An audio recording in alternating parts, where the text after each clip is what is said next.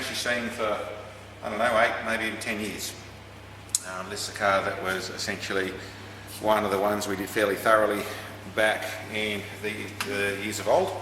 Essentially it's the Vortec coupler system, essentially, in a Vortec compressor on this thing. It's running a water-air intercooler system, which was the way we did it initially. And this was also done back before there was proper tuning for these cars. So essentially it was a 1-bar system using a rising rate fuel pressure regulator and fuel pumps and valves and things to basically, and then use air temperature to tune the engine. This is a Series 1 BA, they don't have knock sensors. So it was a way that worked, but it was not the ideal way. Not too many years after that, I think the following year, that we essentially tuning came in. But this car had been sold on, and we've probably heard about this car. People have bought it and sold it, and people have rung us up to tell us it's not running properly, and get it to us and we'll sort it out. This is the first time that car's actually come back.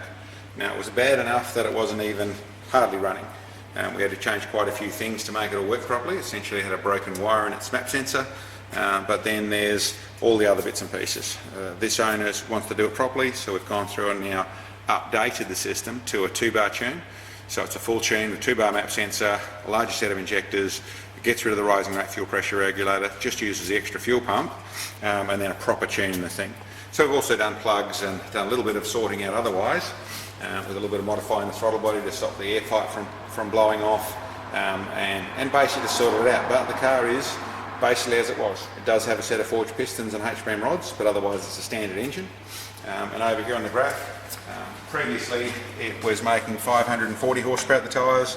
As you can see now, it's very much the BA Vortec sort of power curve. It's sort of a straight line up to around the 5,000 revs, and then it starts to roll, but to see, well, just short of 560 horsepower 10 years after this engine was put together in this car, that's pretty impressive for the package, and it's turned into what should be a lot nicer with an updated tuning system and 2-bar and all that sort of stuff in there. This should work really well.